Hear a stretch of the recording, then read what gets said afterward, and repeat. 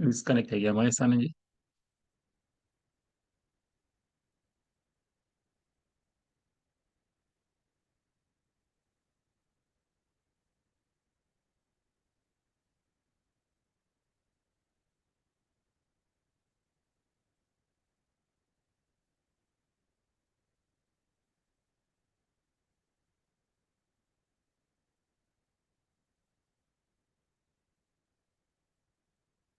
જય સચિદાનંદ મહેશ આનંદજી.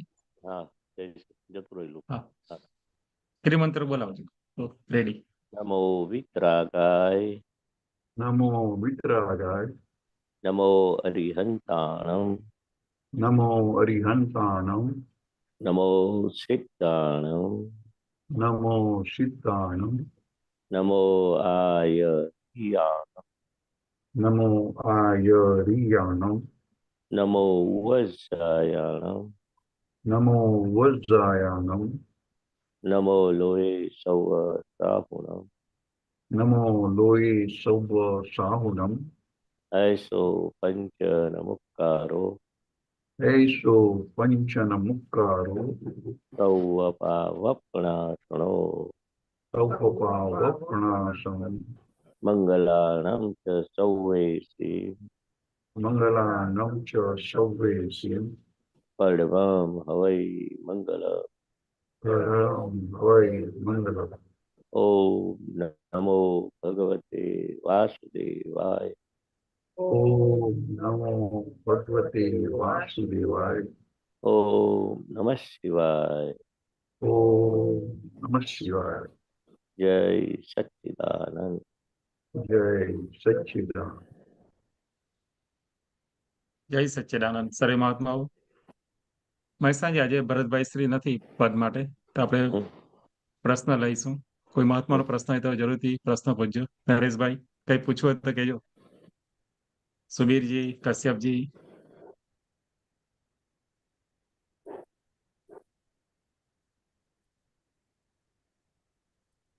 હા,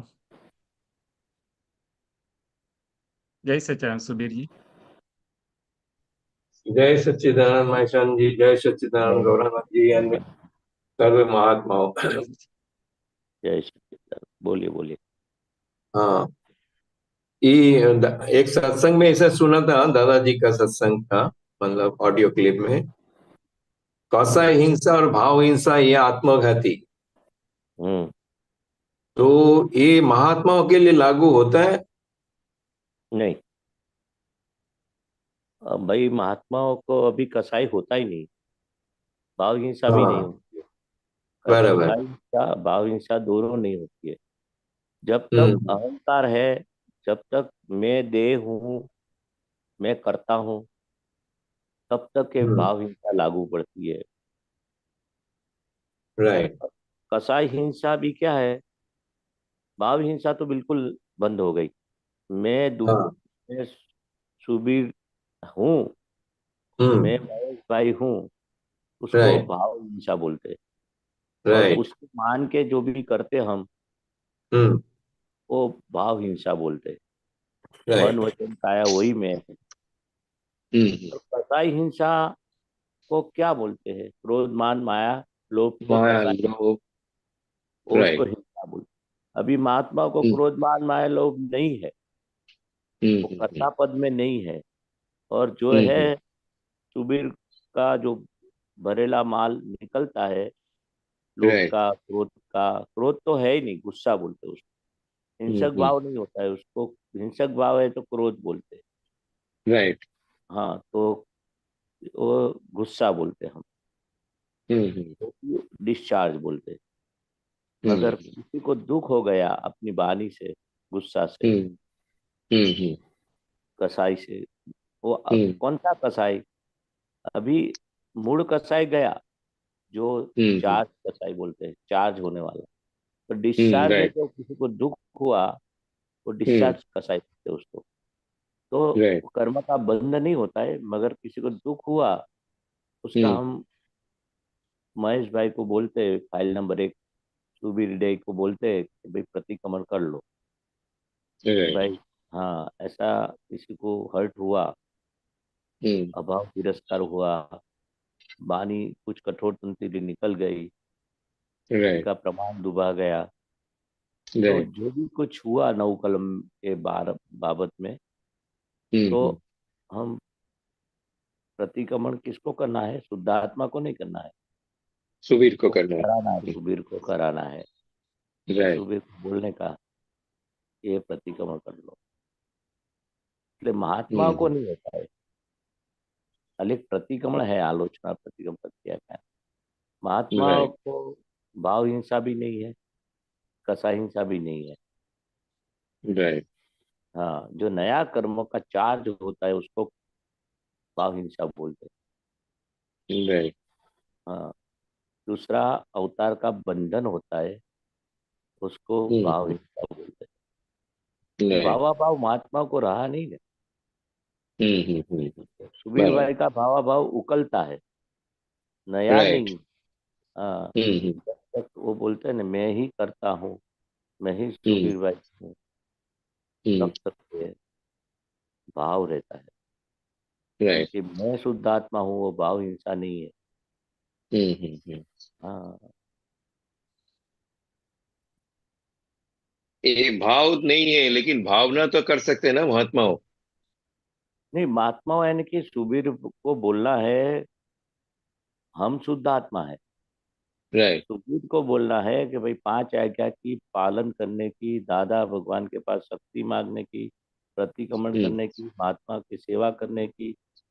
ये हम्म जो भी अभी पुरुषार्थ वाला भाग है, वो हम्म सुबीर को अभी ज्यादा बोलना पड़ता है उसको। भावना करानी पड़ती है सुबीर को। अपने पहले भावना करने वाले हम खुद थे। राइट हाँ हाँ, हाँ ये हाँ हाँ करो ने, ये छोड़ो ने, ये करो। अभी हम्म हम वो भावना अहंकार के साथ करते थे, मैं ही मैं राइट और मुझे करना है। अभी हम्म मैं शुद्ध हम्म आत्मा, तो उसको तो हम्म अलर्ट रखना पड़ेगा ने, पुरुषार्थ के बारे में भावना करानी पड़ेगी। वो राइट भाव राइट कर्म अलग है और भावना अलग है। राइट ये चार्ज वगैरह का भाव, कर्म जो चार्ज वगैरह का है ये भावना हाँ, यानी कि भावना, यानी कि अभी शुभाशुभ भावना रही, शुभाशुभ हम्म भावना, यानी कि वो भी सुबीर बाई को रही, शुभ हम्म और अशुभ का। वो उसको जो भी गलत करते हैं वो अशुभ बोलते हैं, और शुभ यानी कि हाँ हाँ पुरुषार्थ का भाव।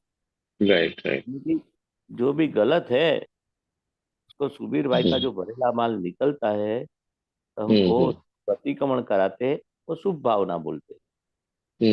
साथ हम्म में बोलते हैं कि भाई 5 आज्ञा का पालन करो। ऐसे हम्म बोलना नहीं जाता है शुभ भावना, मगर हम्म वो व्यवहार की भाषा में बोलते हैं कि भाई अभी अलर्ट रहो पुरुषार्थ का। उसको सुबीर भाई को बोलना है भी, क्या करते हैं, बैठे हैं तो कुछ शक्ति तो हम्म मांगो, दादा की 2 हम्म बात तो सुनो, दादा की 2 बात हम्म जो अप्लाई करो। हम्म ऐसे हम सुबीर को अलर्ट करते। पुरुषार्थ का भाग, व्यवहार दृष्टि और निश्चय, पैकिंग और शुद्धात्मा तो देखो, राइट फाइल स्वरूप देखो, व्यवस्थित शक्ति हम्म करता है। हम्म ये सब सुबीर को हम भावना एक शब्द बोलते हैं, मगर ये पुरुषार्थ का भाग को अलर्ट कराते हैं, हम्म फाइल नंबर 1 को। तो दादा हम्म हमें भी बोलते थे कि भाई, बैठ रहे थे हम मेरे सामने, हम दादा भगवान के पास बैठते थे, तो दादा भगवान हम्म बोलते आप खाली बैठ रहे हैं, कुछ शक्ति तो हम्म मांगो, उपयोग पूर्वक बैठो, एंड कुछ राइट उपयोग की गोठवणी करो।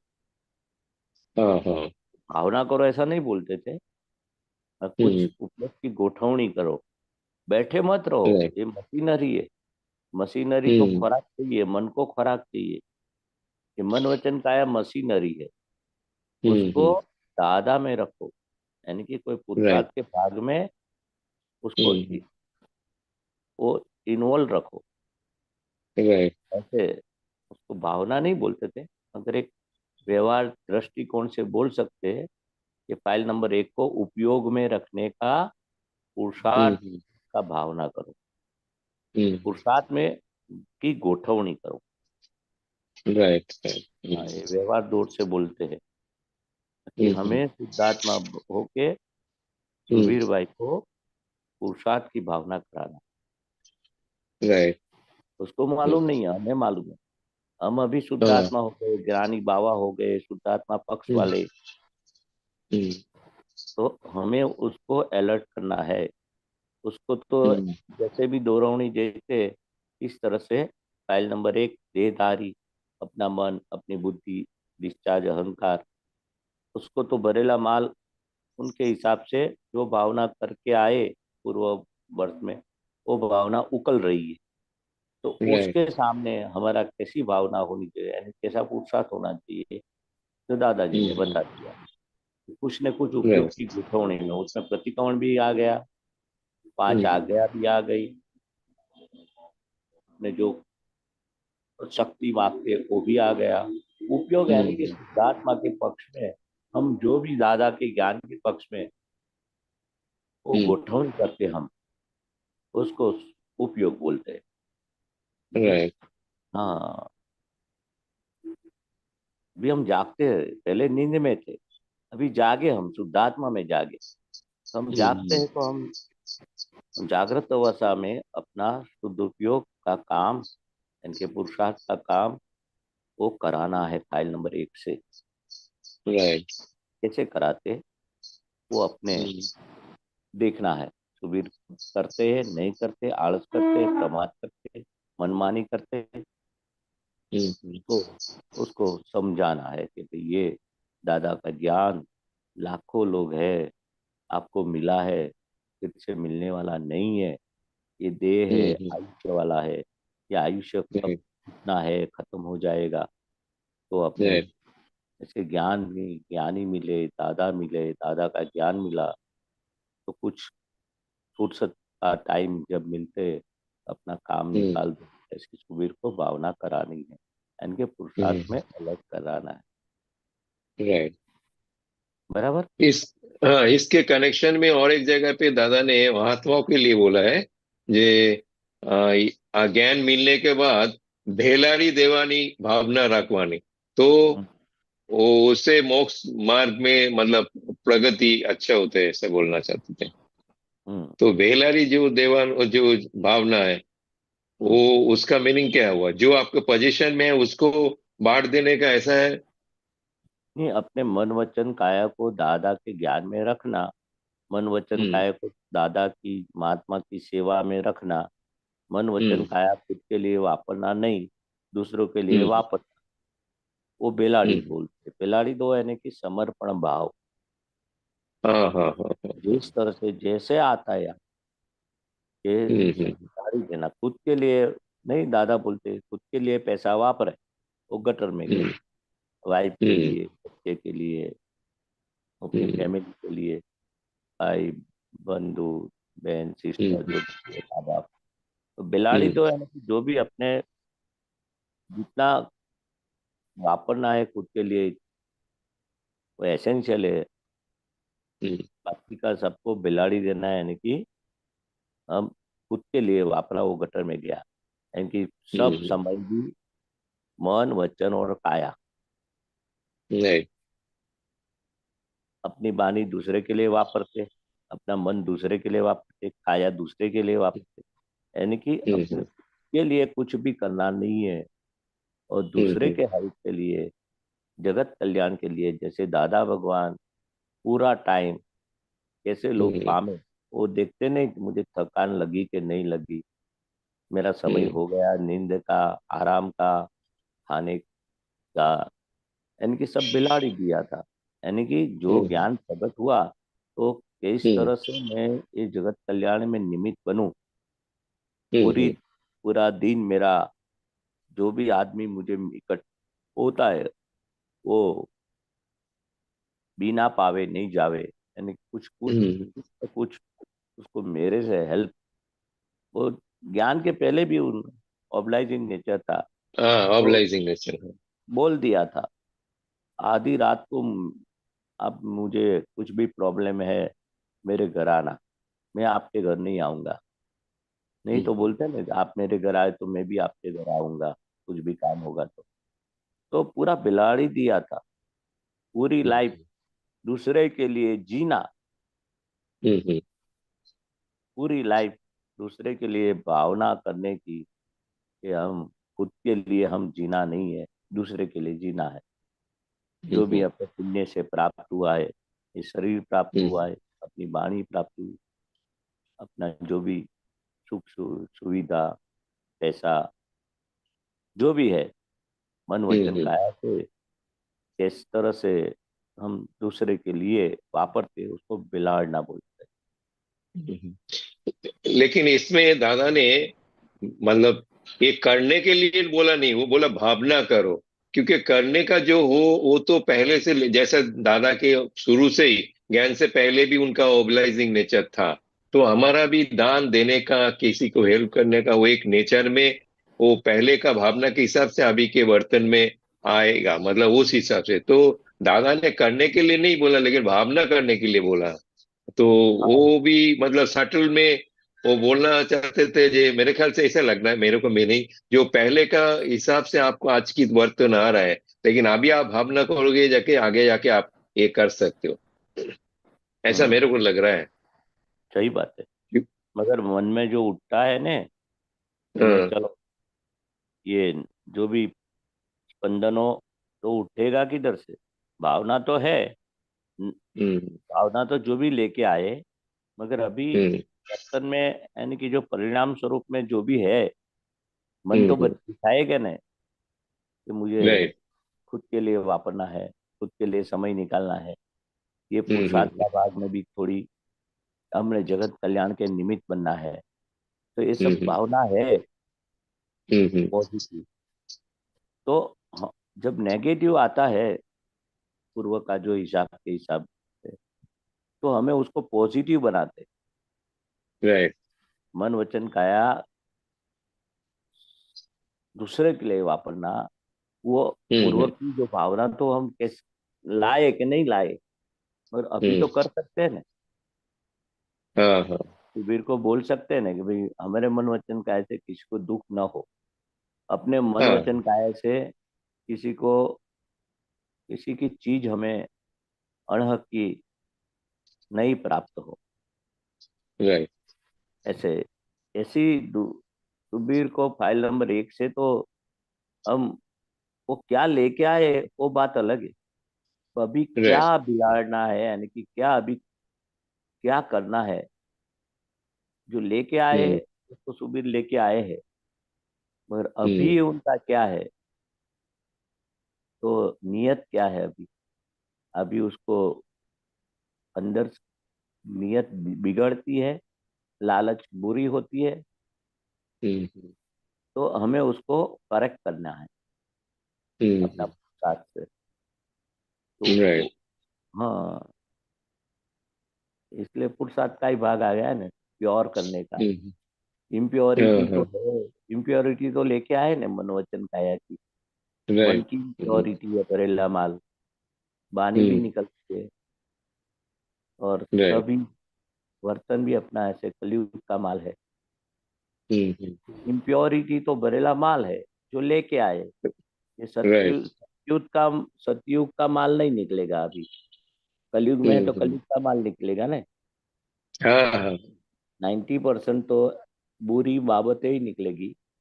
चलो मान राइट, लिए 10% अपना पूर्व का संस्कार अच्छा भी है, ओब्लाइजिंग नेचर का है, पर 90 को रेक्टिफिकेशन करना है जो बुरी चीज। हाँ, वो पुरुषार्थ का भाग बोलते हैं हम। राइट, हम्म, बराबर। नहीं, इसे प्रैक्टिकली हम देखा है, कोई टाइम पे भावना भी हम करते हैं ना, तो मैं क्यों ऐसा आपको क्रॉस कर रहा हूँ। कोई टाइम पे आपने कैसा थे, चलो इतना दान दे देते हैं, इतना हम दे सकते हैं, मतलब खुद के जो होता है ना फाइनेंशियल जो भी कंडीशन है, दान के बारे में मैं पर्टिकुलर एग्जाम्पल के हिसाब से बोल रहा हूँ, तो ये दे सकते हैं। लेकिन कोई ना कोई टाइम पे वो खींच लेता है, नहीं इतना नहीं देने का, ऐसे कम देने का, ये आए चलो 100 रुपया की जगह 50 रुपया दो, 50 रुपया की जगह 20 रुपया दो, ऐसा। तो ये एक द्वंद्व रहता है। तो आज की तारीख में तो देने का भावना तो है, जो जो भी है एक्सेस है दे दो, आपने को क्या करने का है, रख के।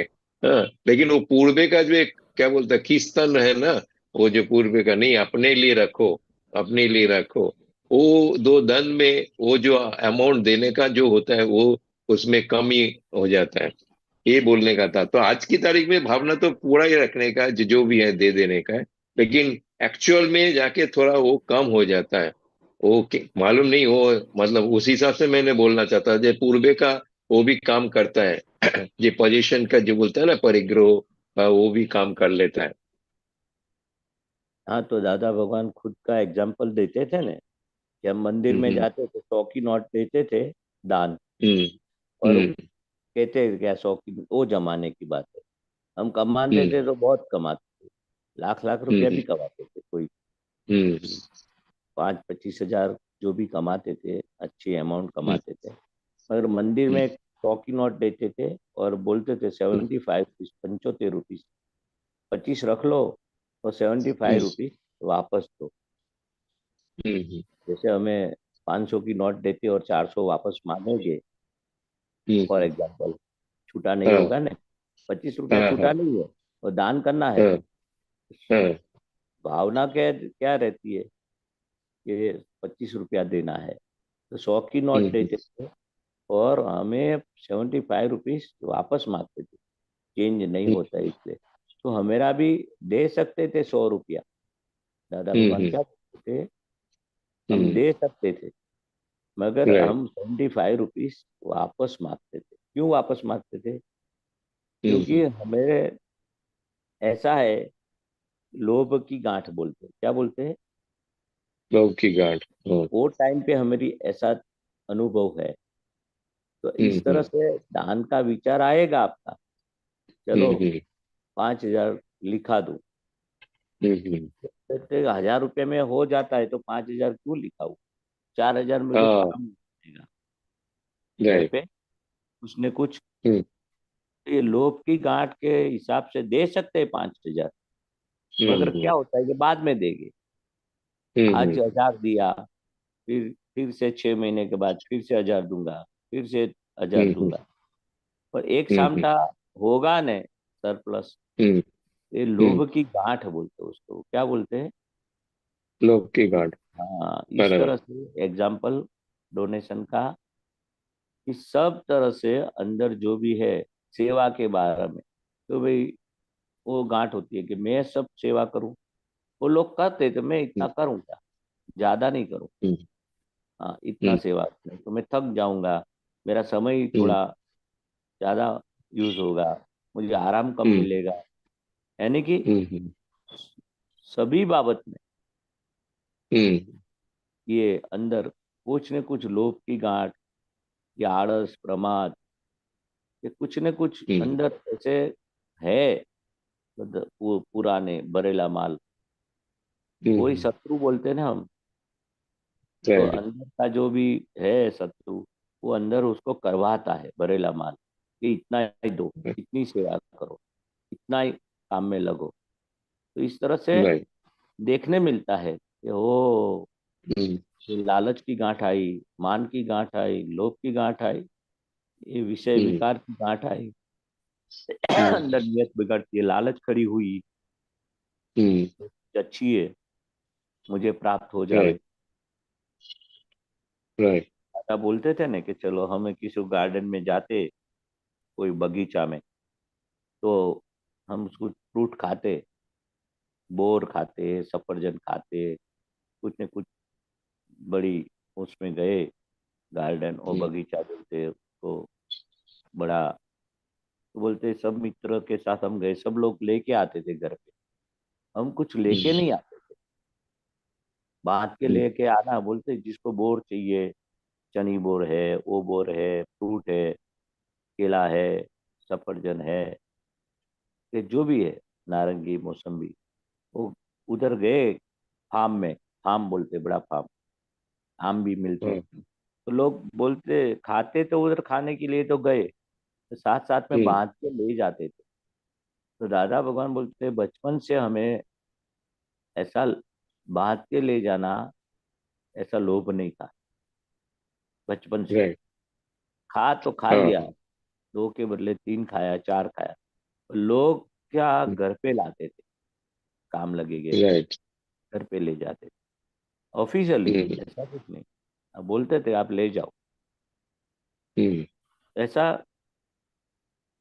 तो उनका ऐसा व्यवहार लोग का ऐसा था ही नहीं। किसी का एड्रेस, फोन नंबर भी नहीं लेते थे हम, कि चलो ये डॉक्टर, वकील, कोई प्रतिष्ठित आदमी काम लगेगा, ऐसा बचपन का ऐसा उनका प्रकृति में लेके आए। तो हमें देखना है कि हमें कौन सा प्रकृति लेके आए। ये चीज खाने की मिली तो चलो, वापरने की मिली तो हम घर पे लाते हैं कि नहीं लाते, लाते तो कितना लाते। इसी प्रकृति हमारी अनुभव में आती है, इसे ऐसी प्रकृति हमें लेके आए, मगर अभी क्या करते हो?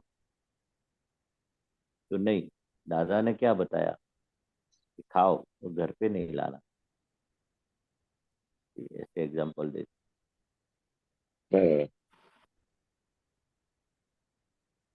बहुत सरस।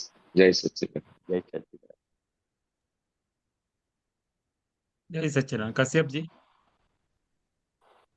हाँ जी, बताने जय सच्चिदानंद। गौरव आनंद जी जय सच्चिदानंद। ईशानंद जी जय सच्चिदानंद। मैं एक ऑडियो शेयर करता हूँ, एक मिनट।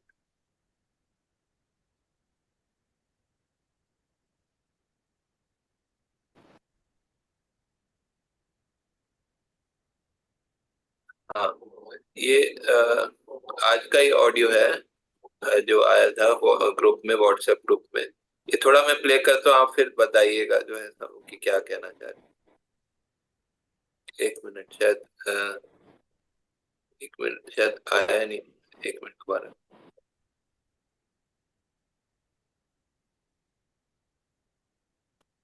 अब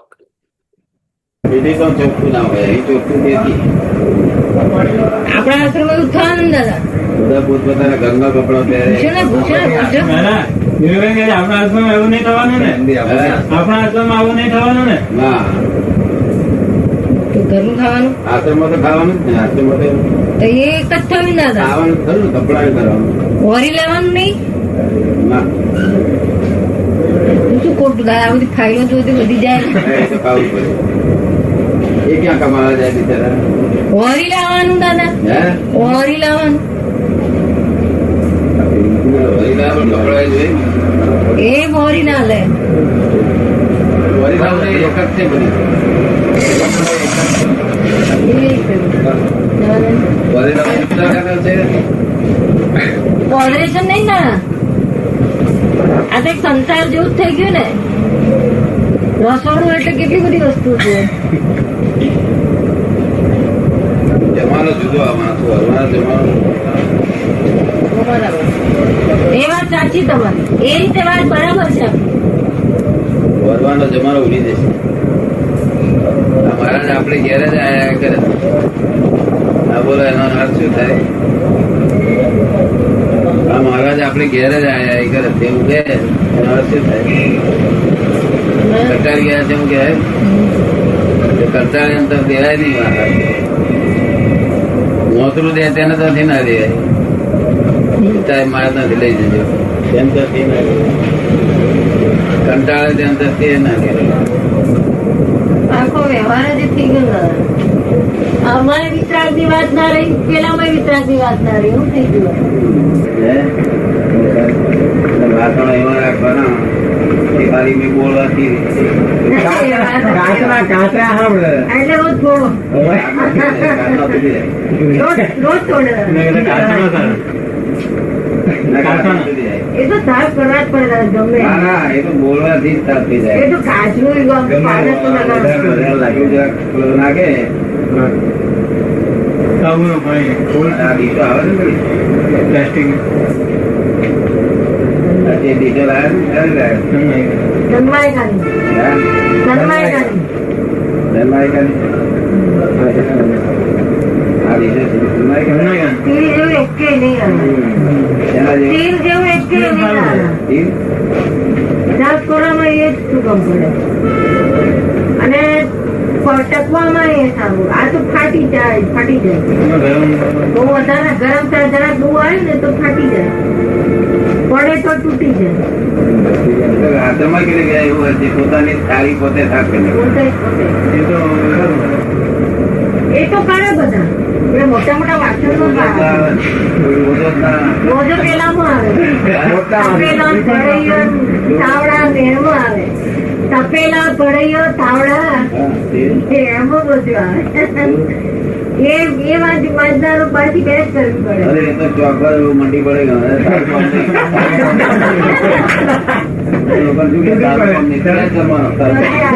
આપણે શોધ કરી લેજે એવા લોકો બહુ હોય છે દાદા. हाँ जी, ये आपको समझ में आया जी को? क्या थोड़ा समझाइए, क्या मुझे समझ नहीं आया ये चीज, क्या बताए? ये तो क्या है, आप तो पुत्र जो संयम दीक्षा लेके सिंगोट जाने वाले थे ने, वोराऊ का क्या बता, आपको बात करे थे वोराऊ लेना? वोराऊ यानी कि वो जैन में शब्द आता है वोराने का, यानी कि खाना जिस खाने का समय होता है ने, तो वो जैन लोग महाराज साहेब और महासती घर घर जाके खाना अपने नहीं वोराने जाते, लेने जाते, वोराने के लेने जाने का खाना। आपने देखा नहीं होगा, जैनों में सुना होगा, सुना है मैंने। हाँ, जो वेसल्स है ना उनका लकड़े का, वो पूरे लोग नहीं जाते घर में, जो 4 जाके 5-6 महाराज साहब साथ में रहते, तो उसमें एक उनका जो साधु लोग जाते के साधु लोग जाते, जिस तरह से उनकी उपाश्रय में रहते, और जब उसको खाना नहीं पकाते घर, वो वराने जाते, यानी कि मांगने जाते। वो मांगना वो शब्द कॉमन होता है ना, वो वराने का एक टेक्निकल भाषा है। जो जैन का घर होता है ना आजू बाजू उपाश्रय में, वो जानते कि जैन लोग रहते, वो हाँ, तो वराने यानी क्या बता रहे हैं जो है वराना का, और दूसरा टेबल कुर्सी कुछ ऐसे बता रहे हैं? वो ऐसा ही बताते थे कि वो पूछते थे नीरूबेन दादा से कि अभी ये आप तो पुत्र सब संयम धाम जाएंगे, सिंगोट जाएंगे, तो दादाजी ये कैसा करेंगे वराना? तो बोलते दादाजी बोलते कि नहीं, वो जैनों में बराबर है वराते, अपने वराएंगे तो किसी का मन बिगड़ेगा, बार बार इधर आएंगे, ऐसा भी होता है, तो उसके घर कैसे हम जाएंगे? तो अपने ऐसा नहीं करने का वराने का, अपने तो रसोईया रखने का, ऐसा कि भाई चलो खाना पकाने वाला रखेंगे। कौन सी डिश बोलते हैं भाई, ये प्लास्टिक की डिश के मैले माइंड के जो भी है टूट जाएगी, अपने स्टील की रखेगी, स्टील का अच्छी तरह से धो सकेंगे, खुद धो सके वो सो। ये सब सत्संग आप तो पुत्रो जो संयम धाम जाएंगे, तो उधर कैसे खाना है, कैसी बर्तन है, वो सुविधा है, उसके बारे में दादाजी नीरूबेन और आप तो पुत्र सब बैठते थे, तो उसका सत्संग निकला। तो वहाँ कैसा किचन होना चाहिए, बर्तन कैसा होना चाहिए, किस तरह से खाना पकाना, खुद डिश धो डालने का, यानी कि बाहर जो साधु लोग है वो मांग वराने जाते हैं, यानी कि भिक्षा मांग, यानी कि इस तरह से नहीं करना है। अभी कलयुग में तो वराना धीरे धीरे बंद हो जाएगा, क्योंकि वो किसी का मन बिगड़ता है, और कोई बुलावे और इच्छा करे कि यही खाना है, वो खा नहीं सकेंगे वराने में। वो सब नियम है जैनों में, अपने ऐसा कुछ नहीं करना। इसके बाद वो सत्संग बात निकलती है, गुजराती शब्द है ना सब। हाँ, नहीं वो थोड़ा वो वॉल्यूम भी कम था ना, और थोड़ा हमको समझ नहीं आता कई बार, डिस्टर्बेंस भी बहुत है ऑडियो में। तो सारांश से है वराने का, और कैसा बर्तन रखने का, किस तरह से किचन में सुविधा रखने की। आप तो पुत्रो संयम धाम जाने का था, गए नहीं, वो सब बन रहा है, ये सिंगोत का जो है मकान और जमीन का। और आप तो पुत्रों, महाराज साहब है, दीक्षा लिया है। अपनी दीक्षा कैसी है? ज्ञान दीक्षा है। और उनको तो घर बार छोड़ के फिर वो दीक्षा बोलते हैं। तो कैसे करना है, कैसी तरह से रहना है, किचन की बात है। तो वो सब गांव गांव जाना है, इस तरह से एक वो सब सत्संग था। बहुत, ये तो एक समझने के लिए, बहुत उसमें इम्पोर्टेंस नहीं है, बल्कि हाँ, जानकारी कि आप तो पुत्रों की किस तरह से सुविधा प्लानिंग दादाजी बहुत होना चाहिए। प्रैक्टिकल बताते थे हर सिचुएशन के हिसाब से, जो ऐसा। हाँ हाँ हाँ, हाँ। किस तरह से सत्संग करना है, सब बहुत बात आती है। शॉर्ट में क्लिप में इतना ही था किचन का। और बाकी एक जगह और इसी ऑडियो में बताया, शंका शंका का ये शुरू किया था, मेन शंका पे ऑडियो है पूरा। और शंका में बोले थे कि अगर शंका करेंगे तो मेरा ज्ञान भी चले जाएगा, ऐसा ऐसा ऐसा हो सकता है। हाँ, यानी कि शंका तो किसी के भी करना नहीं है। देख लगे आप कश्यप है, बराबर है। अभी आप शुद्ध आत्मा हो गए, तो मैं हुआ कि नहीं शुद्ध आत्मा, उसके पे शंका हो जाएगी। तो ये ज्ञान के शंका हो जाएगी। शुद्धात्मा हूँ कि नहीं हूँ, उसके पे शंका हो जाएगी। तो कभी भी ऐसे शंका नहीं करने की। मुझे दूसरे ज्ञान व्यक्ति का पे शंका भी नहीं करने का, ऐसा ऐसा वो बता रहे थे। हाँ, ज्ञान है, क्या बोला? दूसरे व्यक्ति पे शंका नहीं करने का बोल रहे थे, कि मेरी बेटी अगर जो है देर से आती है तो शंका नहीं करने का कि क्यों देर हाँ, से। वो भी है। खुद के लिए तो बताया, पर दूसरे के लिए भी शंका एक ऐसी चीज है, हम खुद को मार डालेगी। जैसे कभी भी आप पूछो क्यों लेट आई, क्या काम था बेटा, वो सब पूछ सकते। मगर आप कैसे शंका करेंगे तो क्या होगा? तो किसी के पे आप शंका कुशंका, कुशंका यानी कि बुरी चीज को कुशंका बोलते हैं, कि भाई ये निकम्मा आदमी है, ये बहन ऐसी है, ये भाई ऐसा है। तो यानी कि होगा नहीं, मगर आप ऐसे विचार करेंगे, उसके लिए शंका करेंगे, बुरी तरह से सोचेंगे, गलत सोचेंगे उसको, तो आपको नुकसान है। तो ज्ञान भी जा इसलिए सकता है, अगर बहुत ज्यादा होगा तो ज्ञान भी जा सकता है, ऐसा हाँ, ज्ञान है। हाँ, वो खुद की बात थी। शंका आदमी को मार डालते, मार मतलब डालते हैं, जो ना ज्ञान ज्ञान जो को। जो ज्ञान मिला है हमें, वो भी जा सकता है, ऐसा वो बताया हाँ था। हाँ, ऐसा ऐसा है। फिर उसको बढ़ती है बढ़ती है बढ़ती है, तो फिर इतनी शंकाशील आदमी हो जाता है, अपना ज्ञान भी हिल जाता है, कि मैं महेश हूँ कि शुद्धात्मा। फिर खरेखर में एक आज का आया है, आत्मा ना उपयोग सिवाय सुख तो उत्पन्न थायज नहीं। तो ये थोड़ा समझाए, शेयर करो। हाँ करो। आत्मा नो उपयोग सिवाय उत्पन्न थायज नहीं। हम्म। ये थोड़ा समझाए। आत्मा के उपयोग के बगैर सुख तो उत्पन्न होगा ही नहीं। आत्मा ना उपयोग सिवाय सुख तो उत्पन्न था ही नहीं। तो क्या बोलते हैं, सुख दो प्रकार का है।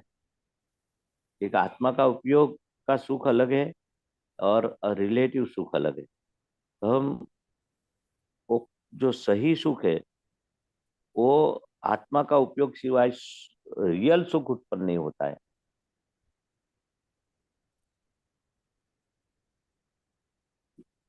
तो वो उसमें क्या बताते हैं कि सुख तो, रियल सुख तो अपने अंदर ही शुद्धात्मा में का उपयोग से, हम पांच आज्ञा के उपयोग से ही हकीकत का सुख है, यानी कि रियल सुख होना आता है। शब्द नहीं वापरा है रियल सुख, मगर आत्मा का उपयोग को रियल सुख बोला जाता है, और पुद्गल का सुख को टेम्पररी सुख बोला जाता है। तो जब आत्मा का उपयोग रखते, तो हम ये रियल सुख यानी कि परमानेंट सुख, तृप्ति वाला सुख प्राप्त होता है। और व्यवहार ये दूसरा सुख कैसा है? उद्गल का सुख तृप्ति नहीं होता है। जब शिखंड खाते तो हमें संतोष होता है। जब भी ऐसा सुख, शिखंड खा लो कि मिठाई खा लो, फिर से खाना नहीं पड़ेगा, वो तृप्ति बोलते, परमानेंट अच्छा। बोलते। तो इस तरह से आत्मा का उपयोग के बिना आत्मा के उपयोग के बगैर सुख तो उत्पन्न होगा ही नहीं। कौन सा सुख? तृप्ति वाला, रियल सुख है, तृप्त रियल वाला। सुख, तृप्ति वाला। बाकी रिलेटिव सुख को सुख तो बोलते हम, पर आने के बाद चला जाता है। जैसे हम एसी में बैठे, तो अभी एसी चालू कर दिया तो सुख लगेगा, मगर धूप में बाहर जग गए तो ज्यादा गर्मी लगेगी। सुख के बिना और दुख हो जाएगा। तो हर रिलेटिव चीज सुख दुनिया कैसा में है? सुख और दुख, मतलब जगत में हर चीज सुख और दुख दोनों देती है, मतलब दोनों आता वो है, मतलब तो कभी उसको जो है रिलेटिव सुख बोलते हैं। उसको शरीर भी जो है रिलेटिव सुख। शरीर सही होगा तो सुख देगा, और शरीर नहीं सही होगा, रोगी होगा तो वो दुख देगा, जो ऐसा ऐसा हम्म। होता है ना आत्मा का उपयोग का इसमें। कैसा है? कुछ भी आपको नहीं मिलेगा, खाना भी नहीं मिलेगा, चलो कम मिलेगा। आत्मा का उपयोग होगा। आत्मा का उपयोग यानी कि क्या? जो कुछ हुआ वो कश्यप को हुआ, मैं शुद्ध आत्मा, उससे मैं अलग हूँ। जैसे कुछ न कुछ उपयोग रखते हैं, उसको आत्मा का उपयोग बोलते हैं। तो वो सुख है आत्मा का सुख, जो अंदर उसके सिवा दूसरा है, टेम्पररी सुख है, ये परमानेंट सुख है, ऐसा बोलते थे। आत्मा इसमें एक के उपयोग। हम्म। जी, वो मैं समझ गया। मैं थोड़ा एक और पूछता हूँ। ये हाँ एक दादा वाणी 2020 अगस्त में आया है, पेज 21 पे। हम्म, हे हे दुख गो टू दादा, बहुत हाँ दुख हाँ आ पड़े तब आपको क्या कहना चाहिए कि जाओ दादा के पास, प्रश्न करता, परंतु दादा इस तरह हमारा दुख आपको सौंपा जा सकता है? दादा हम्म, श्री, हाँ हाँ, दादा को सब कुछ दे देना और कहना कि जा दादा के पास, यहाँ क्या है, इधर क्या है, सब दे दिया दादा को, अब इधर क्यों आया? ये थोड़ा आप समझाए कि इसमें क्या कहना कैसा हम्म। थोड़ा और। यानी कि कहना चाहते हैं कि हम ऐसे, जैसे हम नहीं बोलते कि ये मुझे कुछ नहीं हुआ, ऐसे पॉजिटिव दृष्टि रखते, तो दादा बोलते हैं कि जितना भी आपका सुख रखो आपके पास, और जितना भी दुख है मुझे सौंप दो। सौंप दो એટલે कि अभी जा दादा के पास, मेरे पास क्यों आया? और दादा को सौंप देगा, फिर दादा को सौंपेंगे, तो ऐसे अपना वो साइकोलॉजी इफेक्ट मुझे हुआ वो निकल जाता है। ये सब साइकोलॉजी इफेक्ट से क्या होता है कि मुझे दुख आया है, मुझे दुख आया।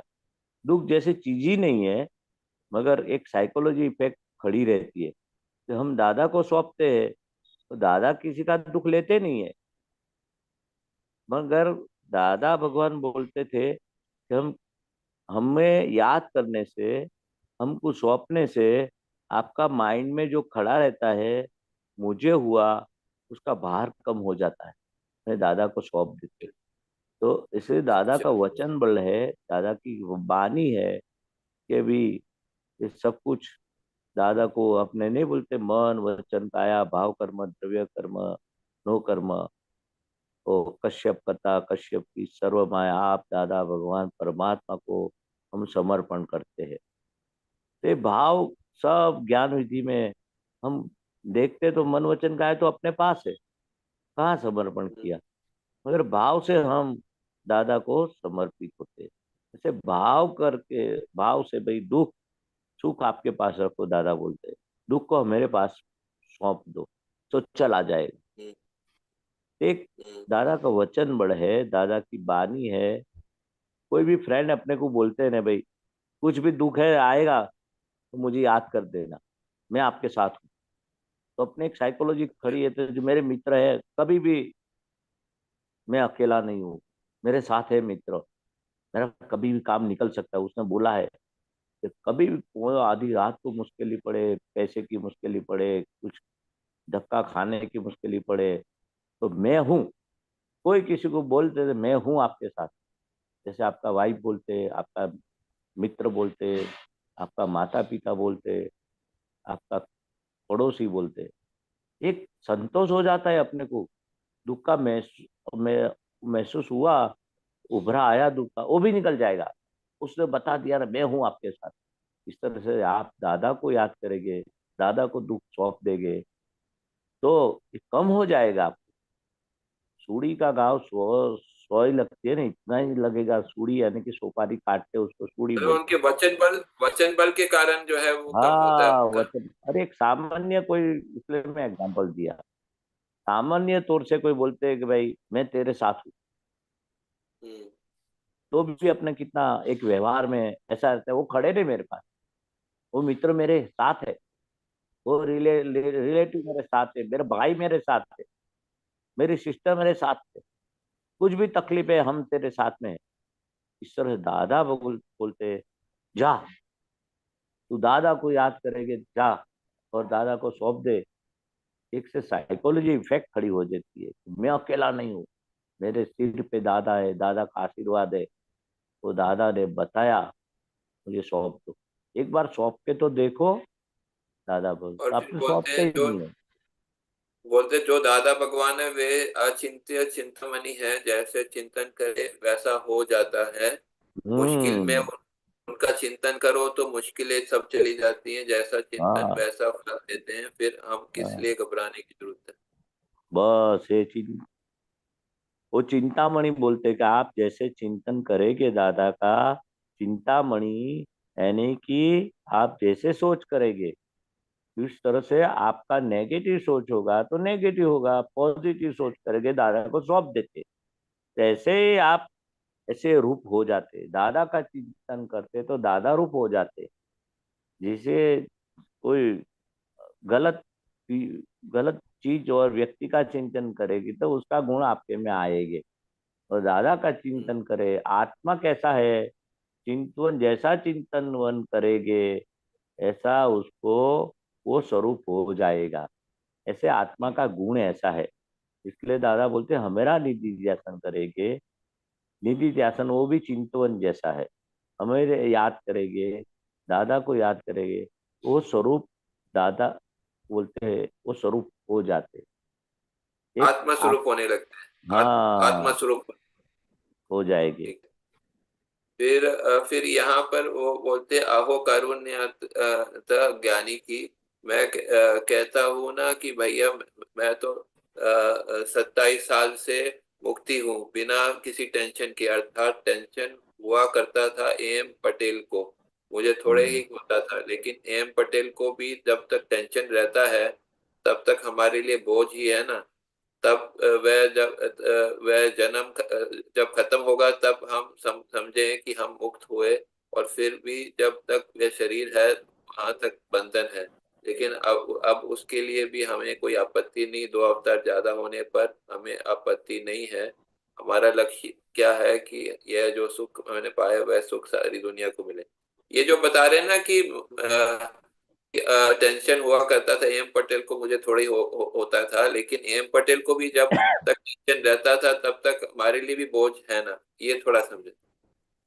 हाँ यानी कि ज्ञान के पहले वो बोलते थे, 1951 की बात है, आत्मज्ञान होने के वो क्या लिखा है, तो 27 साल से। हाँ, मैं हाँ मुक्ति हूँ बिना टेंशन के। हाँ, तो उसके पहले क्या है, नहीं, ये ज्ञान तो के बाद की बात कर रहे हैं कि हाँ हाँ जो हाँ हाँ, ज्ञान की बात करते वो पहले बात अलग थी, मगर ज्ञान हाँ, के बाद में भी क्या है, अर्थात यानी कि टेंशन हुआ करता था। नहीं वो बोले ज्ञान के बाद भी एम पटेल को टेंशन होता है लेकिन मुझे नहीं होता है, और लेकिन मुझे जो है थोड़ा वो ऐसा जो है, जब एम पटेल को टेंशन रहता है तो मुझे भी थोड़ा बोझ बोझ वगैरह वो सब अरे हमारे लिए भी बोझ ही है ना जो है। बोझ हाँ मतलब मुक्त है, लेकिन वो बोले बोझ बोझ तो है ना जो है, एम पटेल एक बोझ, उनका टेंशन और उनका वो सब एक बोझ जैसे वो बता रहे। हाँ, ये यानी बता। कि अभी अभी अपने तो शुद्धात्मा हो गए, हाँ, मगर आज ये महेश भाई का जो है बरेला माल, उसका तो बोझ रहेगा ने, तो उनका भी जैसे बोलते थे एम पटेल का बोझ रहता था, हम्म, यानी कि वो भी निकल गया बाद में धीरे धीरे। तो हम्म, हमें भी लिखा है ना, हम्म, जब तक शरीर है वहीं तक बंधन है। तो शरीर का बोझा लगते थे, हम्म, दादा खुद बोलते थे शरीर का हमें वजन लगता है, हमें हम्म, जब भूख लगती है तो ये हमारा मन और बुद्धि अब अरे चित्त उधर जाता है रसोड़ा में, वैसा शरीर का बोझ लगना, शरीर का वजन लगना, शरीर की जो भी एम पटेल का जो भी है उसको जानने वाले, देखने वाले, वो शुद्धात्मा अलग ही है। वो बोझा को भी जितना लगता था पहले, ज्ञान के बाद भी लगते थे, मगर धीरे धीरे मुक्त हो गए, बोलते थे ना, ये समझ के हम मुक्त हो गए। और फिर भी जब तक ये शरीर है वहां तक बंधन है, तो शरीर का बंधन लगना चाहिए। लेकिन अब उसके लिए भी हमें कोई आपत्ति नहीं है, बंधन है मगर आपत्ति नहीं है। वो क्या बोलते हैं, 2 अवतार ज्यादा हो गए होने पर भी हमें आपत्ति नहीं है। हमारा लक्ष्य क्या है कि यह तो सुख मैंने पाया है, वही सुख सारी दुनिया को मिले। वो शरीर का बंधन बोलते हैं। एम पटेल का भी जो भी कुछ लिखा है, 1-2 अवतार ज्यादा होगा उसकी तकलीफ नहीं है। हमें तो इतना लक्ष्य है कि ये जो शुद्ध आत्मा, उनको एब्सोल्यूट ज्ञान हुआ, हमें शुद्धात्मा प्राप्त हुआ, तो अभी 2-4 भाव हो गए, पूरा पूरा यानी कि कंप्लीट नहीं होगा तो भी चलेगा। 2-4 भाव क्यों बोला कि इनके जगत कल्याण की भावना थी उनको, तो ये सब तो आएगा ने। शरीर का बोझा यानी कि जो ये शरीर का कोई भी तकलीफ, उनको एक्सीडेंट हुआ, जो भी शरीर में वेदना हुई, फ्रैक्चर भी हुआ था, शरीर का भार भी लगता है, यानी कि तो भी हमें कुछ भी ये दुख शरीर को आएगा ने, मगर हम शुद्ध आत्मा है, जैसे अपने को ज्ञान दिया, तो शरीर का बोझा लगेगा, मगर उसका धीरे धीरे 2-4 भाव ज्यादा होगा तो हमें दिक्कत नहीं है, क्योंकि हमारा लक्ष्य क्या है, यह सुख मैंने पाया है, वही सुख सारी दुनिया को मिले। वो लास्ट सेंटेंस बहुत इंपॉर्टेंट है। सुख तो पा लिया है, कौन सा, एब्सोल्यूट आत्मा, मैं शुद्ध आत्मा हूँ। इस शरीर को थोड़ा बहुत आगे पीछे जैसा भी कर्म का हिसाब आया तो एक्सीडेंट हुआ, कर्म का हिसाब आया उनको ज्ञान के बाद ही हुआ एक्सीडेंट, फ्रैक्चर भी ज्ञान के बाद हुआ, यानी कि तबीयत तो उनको बिगड़ गई थी बीच में। वो यात्रा थी हमारी उधर कच्छ के, और कमड़ा हो गया था, और कमड़ी में से कमड़ा हो गया बोलते, वो उसका हिंदी मालूम नहीं है मुझे, यानी कि वही कमला ही बोलते हाँ हैं, बस, वही है। तो वो ऐसे रोग हुआ था, वो भी डॉक्टर की ट्रीटमेंट, और बैठ नहीं सकते थे, सो नहीं सकते थे, कच्छ में हालापुर गए थे हम। तो ऐसे शरीर की वेदना तो आएगी, हमें दिक्कत नहीं है। वो जितनी भरेला माल, यानी कि जो भी उदय कर्म है, महावीर भगवान को भी आया, कृष्ण भगवान को आया, राम भगवान को भी आया, सब एडवर्ड संजोगों को वेदना बोलते हम। वो संजोगों तो आएगा, वो अभी वो शरीर को आता है, यानी कि वो भी आएगा, पर हम उसकी फिक्र नहीं करते हम। जो भी आया, पाँव छोटा हो गया तो एक एड़ी यानी कि बुट बुट ऐसे बना दिया, क्यों, आने दो, 2-4 भाव होगा, दिक्कत नहीं, 2 भाव ज्यादा होगा, तो समझ। हमें ये सुख मिला है, अपने भी ऐसा ही रखने का, ऐसे सुख, शुद्धात्मा का सुख मिला है, तो कोई दिक्कत नहीं, जितना आने का है वो आने दो, मैं शुद्धात्मा। ये आज बोल रहे हैं, चाहे कैसे भी विपरीत संयोग क्यों ना हो, अगर ज्ञानी हाँ पुरुष के आश्रित हो, मेरा क्या होगा ऐसा नहीं होता। हाँ, क्योंकि हम और हमारा ज्ञान दोनों विपरीत हो ही जाते हैं, और दोनों उपस्थित उपस्थित होगा, दोनों विपरीत उपस्थित नहीं हो ही होते। जाते हैं, और आपका हर तरह से रक्षण करते हैं।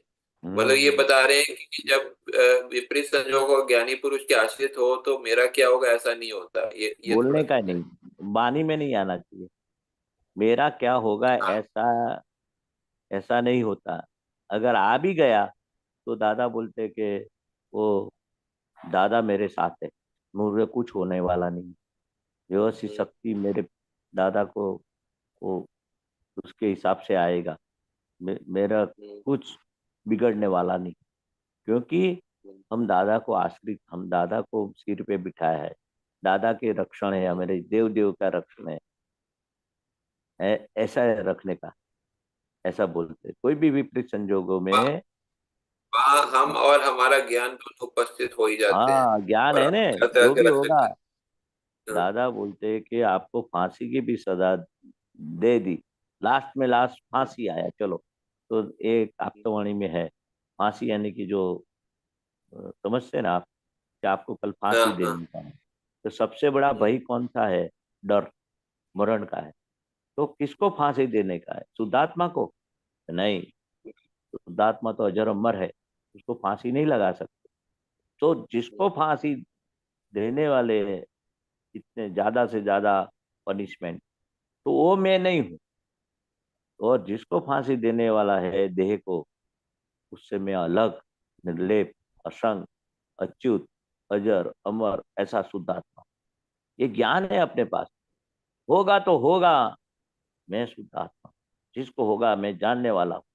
जिसको फांसी देना है वो मैं नहीं हूँ, मैं उससे अलग हूँ। ऐसे दादा की वाणी में आता है।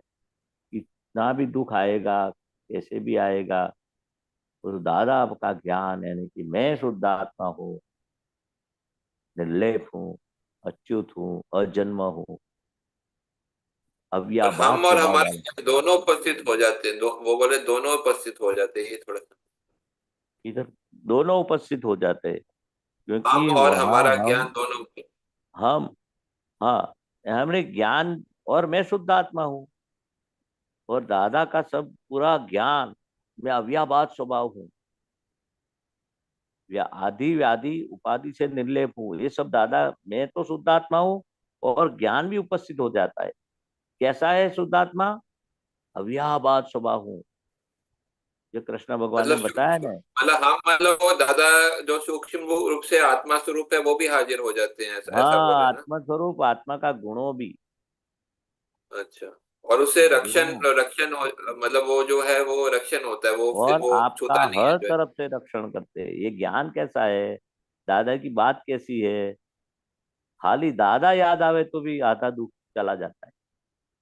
और ये हम्म। ज्ञान, मन वचन काया से मैं निर्लेप हूँ, मन वचन काया पराया है, मन वचन काया विनाशी है, मैं अविनाशी हूँ। जो आत्मज्ञान की सब लीटी है ना, हम्म। अव्याबाद, व्या, हम्म। बाधा पीड़ा स्वभाव मेरा नहीं है, हम्म। मैं उससे निर्लेप ऐसा, जैसे सब दुख सही है। चला जाता है। ऐसी बात है, बहुत इंपॉर्टेंट है ये सब।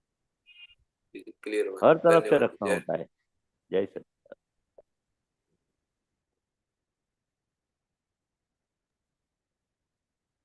જય સચિદાનંદ મહેસાજી। જય સચ। આગળ કોઈ પ્રશ્ન નથી? કોઈ છે જ નહીં, આવ્યું જ નથી. હા, વાંધો નહીં. બી કેવું 11:15 કરવું? થયા છે તો પૂરું હા, કરીએ તો વાંધો પછી. નહીં, વાંધો નહીં. હા, કઈ નહીં. તમે ત્રિમંત્ર બોલો, હું ફોલો કરીશ. હા, એક મિનિટ, એક મિનિટ. હા, શાંતિ કાકા આવ્યા. હા, હા. જય સચિદાનંદ શાંતિ કાકા। जय सच्चिदानंद गौरानंद जी। જય સચિદાનંદ। जय सच्चिदानंद महेशानंद जी। હા, હા, જય સચ્ચિદાનંદ, જય સચ્ચિદાનંદ. હવે આ એક સૂત્રમાં બે શબ્દો મારે સમજવા હતા. હા. આપત સૂત્ર 1, હમ. ગૌરવભાઈ, હા હા, બોલો ને। એનું 543 નંબરનું સૂત્ર છે. સાપેક્ષ નિરપેક્ષ બંનેને એક્સેપ્ટ કરે એનું નામ સાધવા. હમ.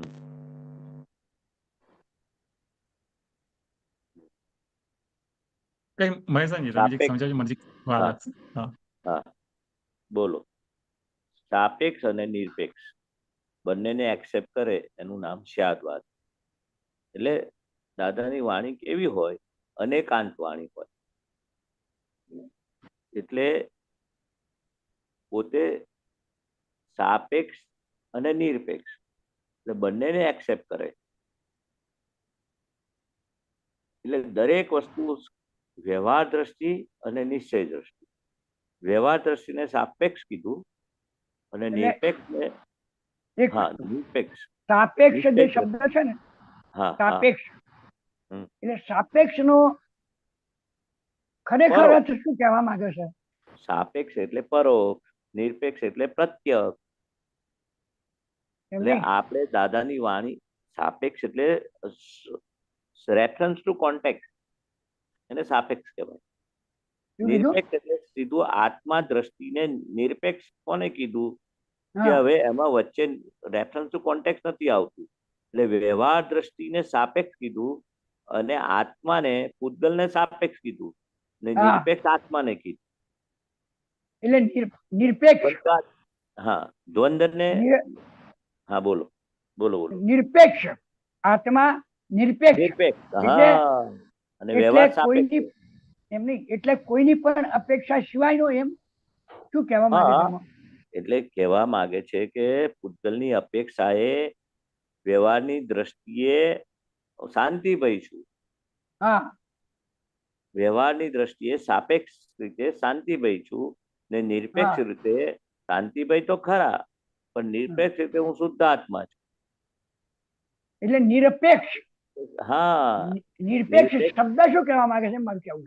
નિરપેક્ષ એટલે સાપેક્ષની વિરુદ્ધ ને નિરપેક્ષ કે છે.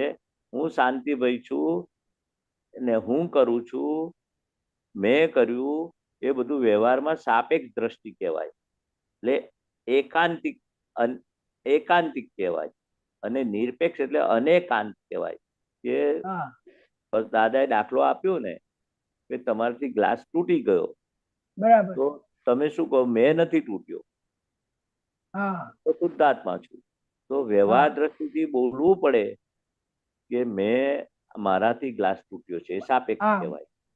હું કરતા નથી એવું તમે બોલો તો આખું નિરપેક્ષ થઈ ગયું. કે વ્યવહાર દ્રષ્ટિથી તો કહેવું જ પડે કે હું કરું છું. આ બધા વાક્યો આવે છે, આપણે વાંચીએ. પોતાના દ્રષ્ટિબિંદુના આધારે ચાલ્યા, પોતાના દ્રષ્ટિબિંદુને સાચું ઠેરવ્યું, એને એકાંતિક કહેવાય.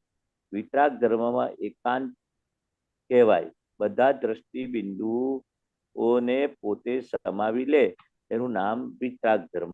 એટલે કનેક્ટેડ હશે બધું, એટલે મુખ્ય હશે. સાપેક્ષ નિરપેક્ષ એના અનુસંધાનમાં છે. સાપેક્ષ નિરપેક્ષ બંનેને એક્સેપ્ટ કરે એનું નામ સ્યાદવાદ.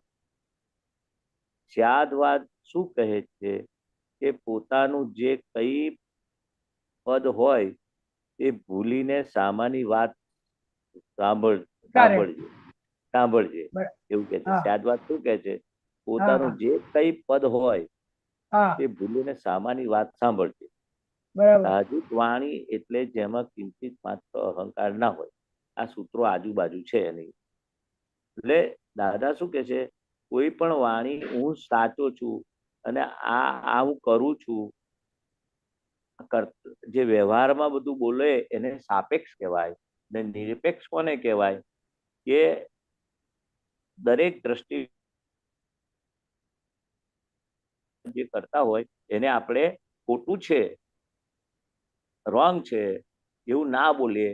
એટલે નિરપેક્ષ દ્રષ્ટિ અને સાપેક્ષ બંને વ્યવહાર દ્રષ્ટિ અને નિશ્ચય દ્રષ્ટિનું પ્રમાણ ને બંને કરેક્ટ છે એમની રીતે. એ સાપેક્ષ ને નિરપેક્ષ આવી ગયું. વ્યવહાર દ્રષ્ટિથી સાપેક્ષ કહ્યું ને નિશ્ચય દ્રષ્ટિ ને નિરપેક્ષ કહ્યું. નિશ્ચય દ્રષ્ટિથી આપણે શુદ્ધાત્મા છે ને વ્યવહાર દ્રષ્ટિથી શાંતિલાલ છે. એ આખું એને કનેક્શન આવ્યું. હા, લખ્યું છે, જરા એક મિનિટ જોઈ લઈએ. અપેક્ષા ન રખને વાલા નિરપેક્ષ, નિરાશ્રિત નિકલંબી. એટલે કોઈ પણ જાતની અપેક્ષા ના રાખીએ એને નિરપેક્ષ કહ્યું. એક કાઢ્યું જોવા માટે. હા, કોઈ પણ જાતની અપેક્ષા ના રાખીએ. હા, એટલે એ સાચું કે આત્મા નિરપેક્ષ છે, કોઈ પણ અપેક્ષા નહીં. હા, નિરાશિત નિરલંબિત. કોઈ દાદા કે છે ને કે અમે કોઈ પણ અમને ખાવાનું ના મળે, એક રૂમમાં બાયણામાં બંધ કરીને બેસાડી દે તો અમે કોઈ પણ જાતની અપેક્ષા ના રાખીએ. નિરપેક્ષ ભાવ અમારો, કઈ પણ થાય છતાં અમને કશું અડે નહીં એવું અમને કે નિરપેક્ષ પણ અમને અનુભવ એવો આત્મા અમને પ્રાપ્ત. થોડું ઉતાવળું બોલો સાહેબ. હા, અમને હા, અવાજ ધીમો આવે છે, ખબર નહીં ધીમો આવે છે. એવું છે.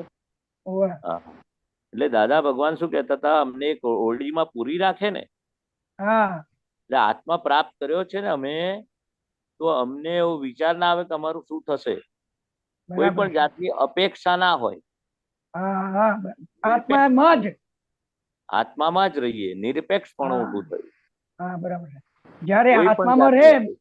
હા, દાદા જ્યારે આત્મામાં જ રહે ત્યારે બહાર હું જે છે એ આત્મામાં સ્થિત થઈ ગયું. બહાર હું ઊભું થાય નહીં, અંદર થયું એટલે. હા, સાચી વાત. બહાર ઊભું થાય તો જ બહારની અસર થાય. એટલે કોઈ પણ જાતની અપેક્ષા ના હોય, બરાબર છે. એનું નિરપેક્ષ કર્યું. કઈ પણ જાતની અપેક્ષા વગરનો આત્મા. હા, એવો થઈ જાય શાંતિભાઈ, એવા થઈ જાય. હા, આત્મા પૂતગલ પણ એવું થઈ જાય. એવા થઈ જાય. અત્યારે આપણે સાપેક્ષ નિરપેક્ષ બંને છે. બંને સ્વીકારે. અત્યારે બંને છે. વ્યવહારમાં બધી અપેક્ષા રહેવાની ને, હજુ શાંતિભાઈ ને. હા, બરાબર, બરાબર. રહેવાની. બરાબર. સાપેક્ષ કીધું. વ્યવહાર દ્રષ્ટિથી શાંતિભાઈ ને રહેવાનું, પણ હવે આપણે કશું ખપતું નથી. બરાબર. નિરપેક્ષ ભાવ થઈ ગયો આપણને. સ્યાદવાદ. હું એનાથી સાપેક્ષ છે, એનાથી હું તદ્દન જુદો એવો નિરપેક્ષ. હા, એટલે આ કનેક્ટેડ એને જ છે. વ્યવહાર દ્રષ્ટિ અને નિશ્ચય દ્રષ્ટિને લાગુ પડે છે. બરાબર. વ્યવહારમાં તો બધું ખાવા પીવાનું, હરવા ફરવાનું, એ બધું એ સુખ, વ્યવહાર રિલેટિવ સુખ, એ સાપેક્ષ તો રહેવાનું ને. નિરપેક્ષ કશું રહ્યું નહીં. કોઈ પણ ઈચ્છા ના રહી. બંનેનો સ્વીકાર થાય.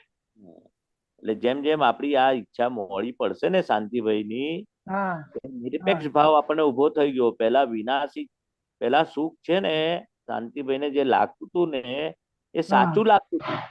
હા, આ જ સાચું છે. આ જ સાચું છે. હવે આપણને આ જ્ઞાન પછી અનુભવમાં આવ્યું કે આ રિલેટિવ સુખ છે, નાશવંત સુખ છે. નાશવંત સુખ છે. પણ આ હવે જે બધી ઈચ્છાઓ બી નિરપેક્ષ થઈ ગઈ. બરાબર છે. પહેલા તો આ ઈચ્છાઓ પ્રગટ અગ્નિ જેવી હતી. હવે ઈચ્છા ઉભી થાય શાંતિભાઈ ને, એમાં દમ ના હોય, કશો દમ ના હોય. એને વ્યવહારની રીતે, વ્યવહારમાં એને વ્યવહારની રીતે જ રાખે. વ્યવહારમાં બરાબર છે, પણ હું નિરપેક્ષ. હા, એટલે આ સ્યાદવાદ કીધું એને. જ્ઞાની નું નિરપેક્ષતા ઉભી થઈ. છતાં કે છે 12 વાગે એટલે અમારું મન બધું રસોડામાં દેખાયું કે ભાઈ આ ટાઈમ થઈ ગયો, 1 વાગ્યા ખાવાનું કેમ નથી આવ્યું, બતાવે ખરું. તો હા, એવું આપણને પણ હવે નવી ઈચ્છા ઉભી ના થાય, નિરપેક્ષતા ઉભી થઈ ગઈ. એટલે આથમથી ઈચ્છાઓને સાપેક્ષ કીધું ને, આપણે નિરીક્ષક જે ઈચ્છા ઉભી થઈ. એટલે હવે આપણને શુદ્ધાત્મા અનુભવ સિવાય આ જગતની કોઈ પણ વિનાશી ચીજ મારે જોતી નથી. એ નિરપેક્ષતા પ્રાપ્ત થઈ ગઈ, નિરીક્ષક પ્રાપ્ત થઈ ગઈ. બરાબર. હા, પણ સાપેક્ષ થી તો પેલું રહ્યું ને, ચલો જમી લો, નહીં લો. વ્યવહાર દ્રષ્ટિથી તો બધું રહ્યું ને, મારાથી આવું થયું, બોલાય ખરું, અંદર સમજવાનું હું કરતા નથી. હા, એ સાપેક્ષ ને નિરપેક્ષ. વ્યવહાર દ્રષ્ટિથી નિશ્ચય દ્રષ્ટિ શુદ્ધાત્મા અકર્તા. વ્યવહારમાં તો કે ને ભાઈ ગ્લાસ તમારાથી તૂટ્યો છે, હા ભાઈ મેં નથી, હું અકર્તા છું એવું ના બોલાય. અંદર સમજવાનું. વ્યવસ્થિત શક્તિ કરતા છે, બહાર બોલવાનું નહીં. બરાબર. વ્યવહાર દ્રષ્ટિથી આ બધું સાપેક્ષ લાગે, રિલેટિવ, ટેમ્પરરી, એને સાપેક્ષ કીધું. અને પેલો નિરપેક્ષ એટલે અપેક્ષા વગરનું પરમેનન્ટ વસ્તુ, શુદ્ધાત્મા નિરપેક્ષ. એટલે આપણે નિરપેક્ષપણું પ્રાપ્ત થઈ ગયું છે. આપણને હવે કઈ જગતની ઈચ્છા નથી, પણ સાપેક્ષમાં હજુ શાંતિલાલ છે ત્યાં સુધી બધી આથમથી એની ઈચ્છાઓ આથમી રહી છે. લાગે છે કે આ ખાવાનું કોને થયું, આ ભાવતું ના ભાવતું, હવે ભાવતું ના ભાવતું, ગમતું ના ગમતું, હા. એ બધું હવે શાંતિભાઈને જે થઈ રહ્યું છે એને જાણનારા નિરપેક્ષ આપણે શુદ્ધાત્મા બરાબર કે ભાઈ હવે મને ખપતું નથી. હવે શાંતિભાઈને આપણે કહીએ ભાઈ સંભાવે નિકાલ કરી નાખો. નિરપેક્ષતા એટલે સંભાવે નિકાલ કરો, જ્ઞાનમાં હા, રહેવું. બરાબર નિરપેક્ષ થઈ ગયું આપણને. બરાબર સાપેક્ષ એટલે રેફરન્સ ટુ કોન્ટેક્ટ એને સાપેક્ષ કહેવાય. હા હા હા, કે ભાઈ શાંતિભાઈ છે તો એને ઠંડી વાય, ગરમી લાગે, ભૂખ લાગે, હા, હા. તરસ લાગે, પણ શુદ્ધાત્માને કશું જોતું નથી. કશું થયું આપણે જોતું. નિરપેક્ષ ભાવ ઉભો થઈ ગયો. કોઈ પણ સંસારની ભીખ હવે રહી નહીં. જેને બરાબર. રહી છે એને આપણે જાણીએ છીએ. હા એને આપણે સાપેક્ષ જાણનારા. નિરપેક્ષ થઈ ગયું. હા, હા સ્યાદ વાત એ થઈ બંને. ગયું. સાપેક્ષ નિરપેક્ષ થઈ બરાબર ગયું. એ રીતે બરાબર. સરસ. ચાલો, બહુ જય સરસ. સચ્ચિદાનંદ. ચાલો જય જય સચ્ચિદાનંદ. છતાં આપ તો વાણી વાંચજો, એમાં કઈ આવશે, આવે છે. ના ના એટલે આટલું કરો તો આટલું કહો ને તોય ઘણું ફેર પડે. ના બરાબર છે, આવે છે, ઠીક. આવે છે. દાદાની વાણીમાં બધું હા આવે છે. ઓકે મહેશ સંજી, ત્રિમંત્ર બોલાવજો. સંજય કાકા તમે ફોલો કરજો. હા ફોલો કરીશું.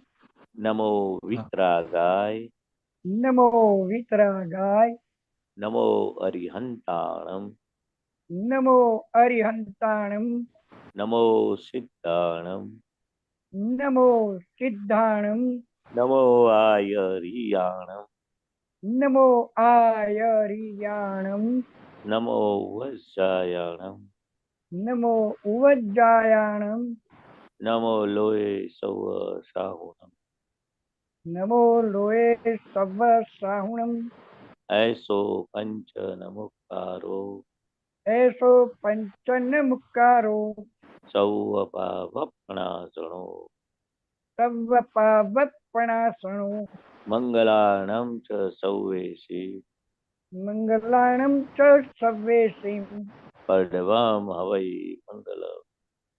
પઢમમ હવૈ મંગલમ. ઓમ નમો ભગવતે વાસુદેવાય. ઓમ નમો ભગવતે વાસુદેવાય. ઓમ નમઃ શિવાય. ઓમ નમઃ શિવાય. જય સચ્ચિદાનંદ. જય સચ્ચિદાનંદ. જય જય સચ્ચિદાનંદ મહેશ. જય સચ્ચિદાનંદ. જય સચ્ચિદાનંદ સરે મહાત્માઓ. હવે પછીનો આગળનો પ્રોગ્રામ 4:30 વાગે કીર્તન ભક્તિ અને આરતી. બધા મહાત્માઓ જરૂરથી પધારજો. જય સચ્ચિદાનંદ મહેશાનંદજી. જય સચ્ચિદાનંદ સરે મહાત્માઓ. જય સચ્ચિદાનંદ. જય સચ્ચિદાનંદ. ગૌરવ